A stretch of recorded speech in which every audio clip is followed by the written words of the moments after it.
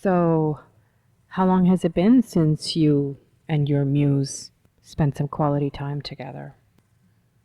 Let's look at what the Muse Tarot Deck has to say to you today.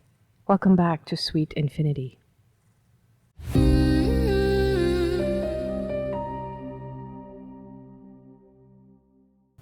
My name is Kieran, and today I'll be reading from the Muse Tarot Deck by Chris Ann. Lovely little deck.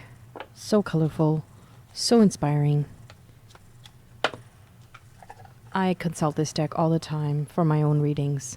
If you're interested in purchasing it, I'll be leaving a link where you can get that in the description below.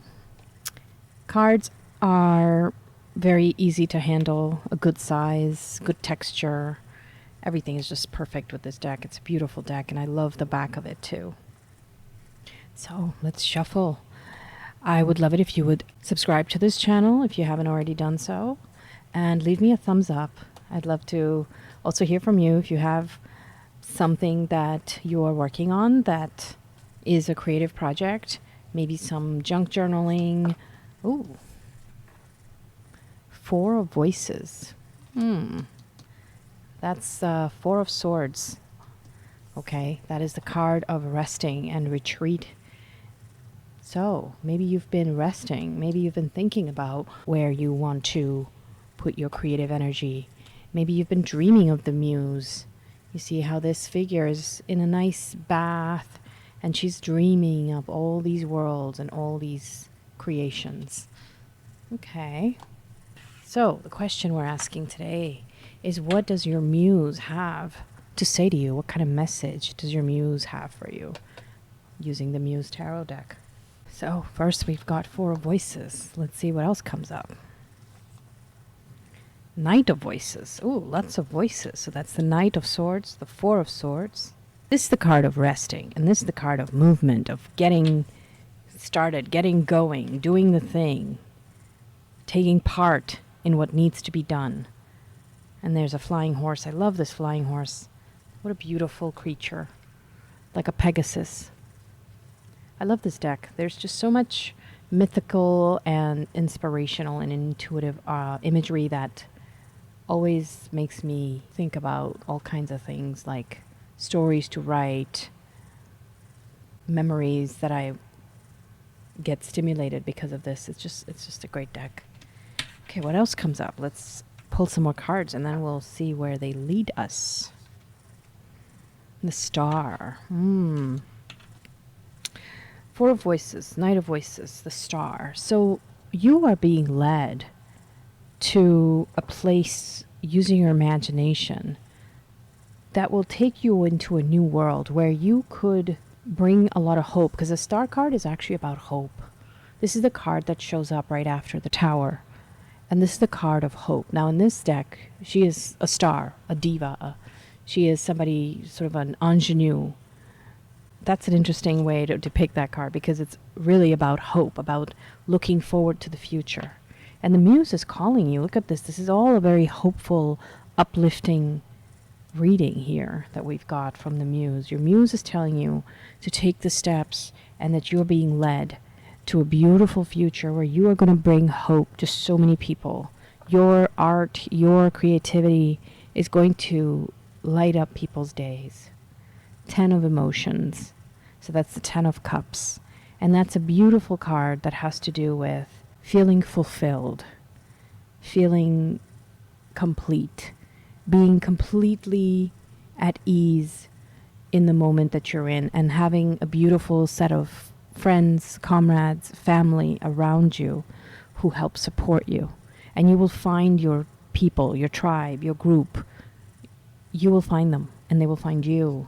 And that's the beauty of this, is that your muse is telling you to take the steps that you need to take and get to the place where you will find your fans, your true fans, your super fans. They're coming, they're looking for you. In fact, they need you to give them the hope that only you can provide, using your vision and your flight and your ability to capture meaningful, purposeful messages through your artwork. Your art is not just a way to escape. Your art is a way to take people to the next level of their own growth.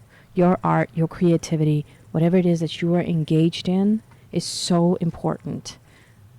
Seven of materials. Seven of Pentacles is usually about having a lot of choices, having so many things to choose from. Maybe you're full of ideas. Maybe you have so many ideas you sometimes don't even know what to do. Look at all the flowers around this character. But she has to pick each flower separately. She has to water each flower separately. You have to water each of your ideas. Yes, you may have a lot of ideas, and maybe it's too many sometimes. Maybe you feel overwhelmed by the number of ideas that you have, because here you are dreaming. It's easy to dream of so many ideas, but when you have to put them in motion, you can only do one thing at a time, and you got to remember that. And you got to find ways, some of us have ADHD like me, and you got to find ways to structure your time, use timers, use planners, use other people to help you get to the point where you are accountable for doing the thing that needs to be done, for achieving the goals. Because if you are only dreaming, if you're just lying and sitting and dreaming in a bathtub or wherever, you're not doing. You need to do. The card that came up right after that is the doing card. It's not just about retreating. It's not just about resting. It's not just about dreaming. Dreaming is important. That's where the muse connects with you. But then you have to put it into action. You have to take the flight. This is about flight, the horse, the Pegasus. And then this one is about making choices and focusing on one thing at a time. There's so many choices, so many flowers. The whole garden can happen, but you have to focus on one flower at a time. And you can do that. You know why? Because the muse is with you. Knight of Inspiration. So Knight of Inspiration is the Knight of Wands. And this is the other knight. So the Knight of Swords we have here is the doer, the Knight of Voices. This is the one who takes the idea and makes it happen. The Knight of Inspiration is the one who remembers what the idea was throughout the implementation, doesn't lose sight of the original inspiration, of the original cause, purpose, mission, meaning. And so these two knights together, great friends, great comrades, and they're both part of you. And you can have both. You can have meaning and execution of the idea and maintain yourself. Just because something might be published, just because you might create a business around your idea doesn't mean you will lose the original idea. And you have it in you to maintain those bonds, those connections with the muse. The Hermit. Take time alone. See, the Hermit and the Four of Voices card, they're both alone and they both have these rays of lights, one coming out of her eyes and this one all around them. And these are cards that tell you that your greatest strength comes from your time alone, your time with yourself. And you should take more of that time. I'm not sure if you are able to, if you are in a situation where you are surrounded by people all the time, but you should take time for yourself, connect with the different aspects of you. There are many aspects of each of us, and you're allowed to connect with different aspects of you from the past, from the future, from other ways that you could have made choices, from other parts of you that exist within you that you can connect with. The Hermit is alone only from the outside. They're actually not alone on the inside. None of us are.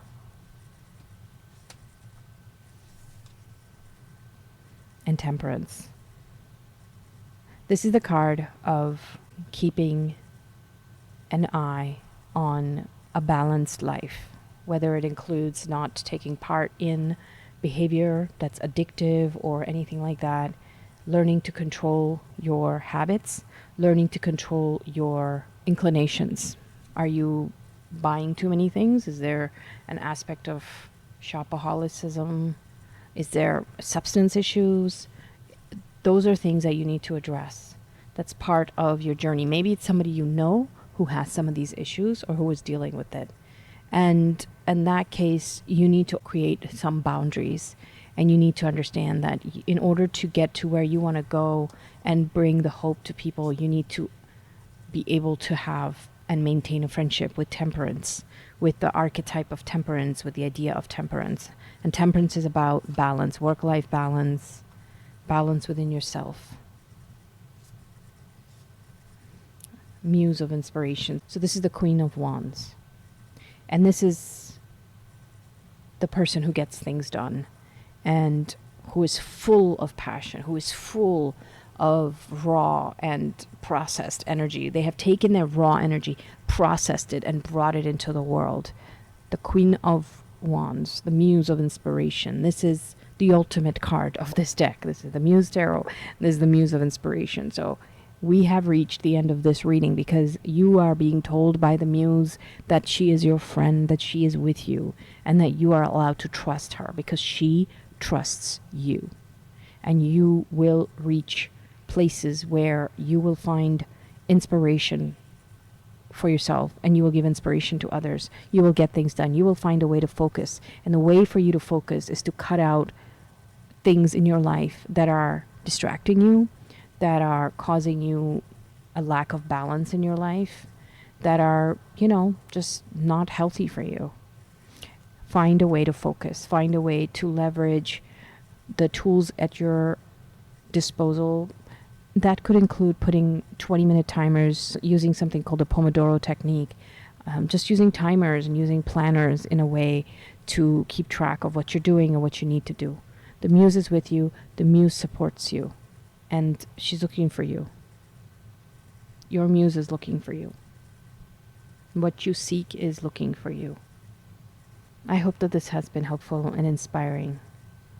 I hope that you'll come back and check out more of my videos. If you like this deck, check out the links in the description below. If you like what I'm doing, please consider supporting me on Patreon. I would love to hear from you. And I'm also doing private one-on-one readings. So leave me a message or join me on Patreon. As always, take care of yourself, take care of each other, and have a sweet infinity.